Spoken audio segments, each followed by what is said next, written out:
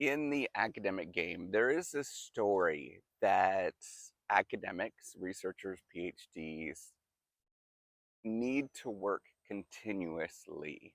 And if they don't work continuously, then they are somehow a problem. And a lot of this comes down to masculine culture, macho masculine culture that happens.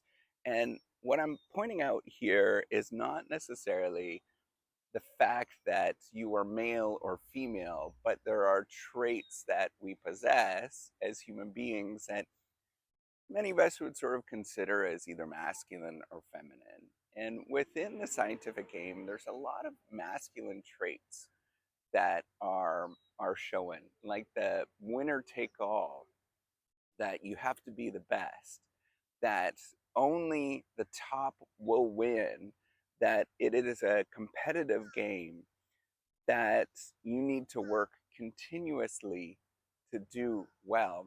And I'm talking about this today because I was inspired by an article that was written by John Greba. And in this article, he was talking about his experience of trying to be an uh, equal or egalitarian family. And that I resonated so much with this article and the sort of silliness that goes on with the academic culture. And so my premise is not necessarily that I want to be egalitarian or that I have any problems with masculinity. It's just that why not just love yourself and love other people? And that statement, even of itself, is a very feminine statement that often people think about, is that they think, you shouldn't be talking about love. That's not what males do.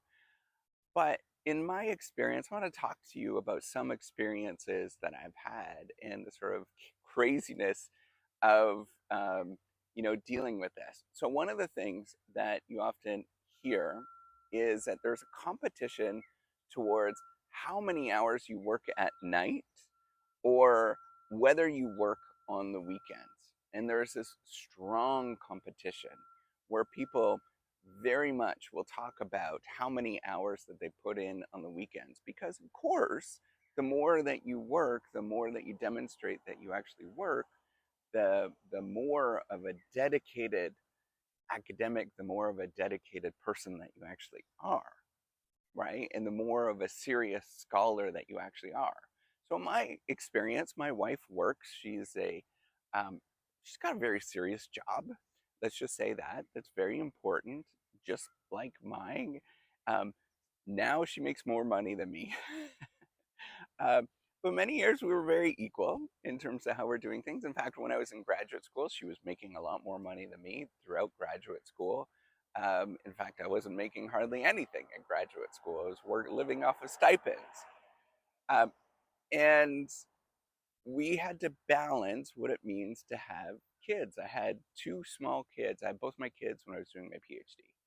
And I remember balancing and being a parent for the last few years of my PhD more than I actually remember doing work. I remember getting up at 4 a.m. because that's kind of when my kids would get up. My youngest ones would get up. They get up early when you have little kids, and working until 8 or 9, and then going to bed and having a nap when they were having a nap in the morning, and then trying to do this for as long as I possibly can. Now, that doesn't seem very masculine, where I was being the breadwinner, or I was being the person that was looking after my kids at that time. But it was the best that we could possibly do because we had one income and we're really, really scraping by. The last year or 2 years of my PhD, I didn't have any income that was coming in. Um, and I want you to understand that that was very stressful for me. And it really ate at me. And then even when I went in, I remember I remember about my second year in, because there's this second year of being assistant professor, there's a strong emphasis that you have to work all the time and all that kind of stuff, right? All that crap. But when you got small kids, you can't on the weekend. And my wife works on the weekend. And so I remember actually getting a sitter so I can work on the weekends. So my sitter was in the other room and she was just sitting there watching TV with my kids while I was trying to get some work done. And I wasn't getting anything done because it was distracting that somebody was there. And eventually it was like, this is stupid. This makes no sense because I'm trying to comply and fit in with the culture that I'm doing this silly thing where I'm not being a good parent and I'm not being a good academic at all. And so we abandon that model altogether. And what we do is we kind of balance things as much as we can. Now that my kids are older, what we ended up doing and what worked out really well for us is we just have a driver for their activities and stuff that they do. But most of the parenting, everything comes on to both of us. And we try to work together as a team as much as possible. Now, the fact that I work as a team means that I do the dishes. We do the dishes at night. We eat together. I go to bed early. Last night, one of my kids wanted me to, to, to sleep in the same bed as them. So that means I never work at night. That means I hardly ever work on the weekends. But that means that I am considered not a serious academic. And I want to point out like how silly this means and what are the consequences of what actually this means. This means that there's lots of people that are choosing never to go into the academic game because they're never going to be considered serious. I can count many incidents where very junior folks, just coming out of undergrad, where they look at this and they think, I don't want to do this. That's not a career that I want to be in because I don't want to work all of the time and I feel like a failure all of the time. So I choose not to go into this. And I think that's a culture that we don't necessarily want because there is a lot of people that we're missing out that would love to go into the scientific game.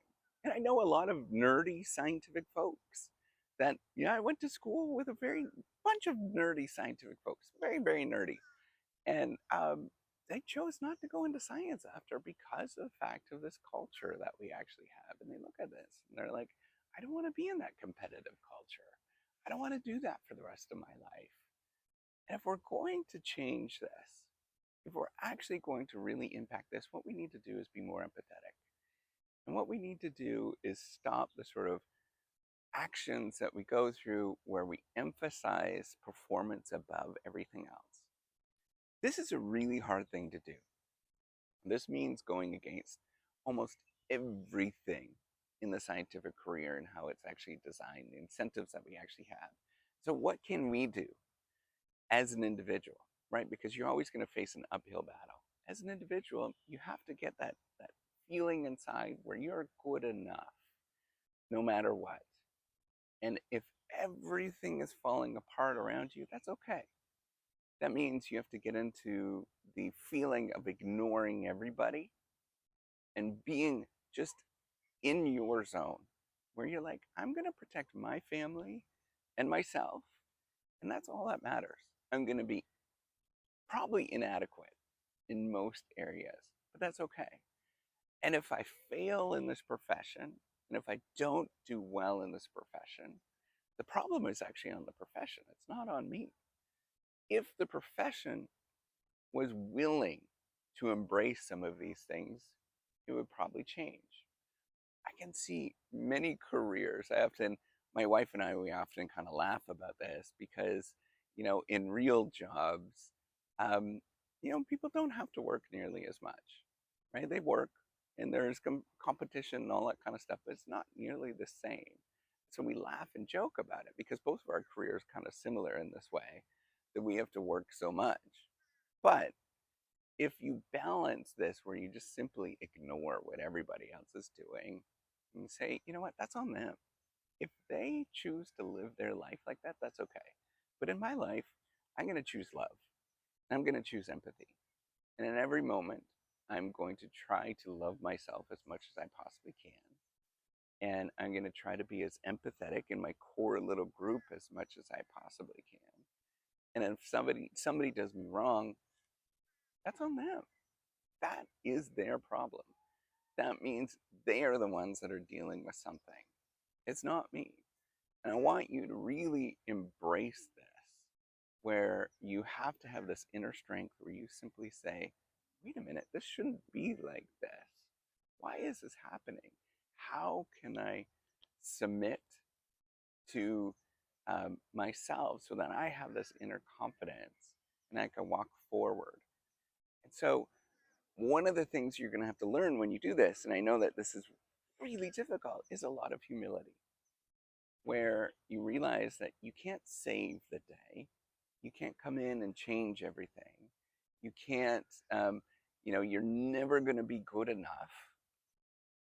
That's never going to happen. Nobody's going to look at you and say that you are the star player. But that's okay. That's where you have to take a step back and say, I am decent with who I am inside, and I'm a humble person that's looking out to be better than I was the year before. And that's where I submit to just being a good person, loving myself. The core values of loving myself and loving my little tiny group and protecting that as much as possible. And if somebody does you wrong, they're mean to you and all that kind of stuff, that's on them. And this is a hard lesson, to learn this humility, to be more empathetic to both yourself and to other people. And I think it requires a great deal of quiet confidence inside to stand up and say, I'm not going to play by those games. I'm okay to take weekends off. I'm okay not to work in the evenings. I don't have to do all those kind of things. And that's okay. And if somebody's upset with me, that's fine. That's on them. That's not on me. I'm going to do my best every single day. And if my best is not good enough for the culture, for the academic game, then it's on them. It's on the culture of what's going on and not yourself. And I want you to internalize this. Try your best. Do the best you can. Even if you write just a little bit every day, that's okay. You don't write anything, that's okay. And then you go from there with that confidence inside where you're just trying your best and getting by. And then let everything else fall to the side. All right. Take care and have a wonderful day. Oh, by the way, I'll put that article in the show notes.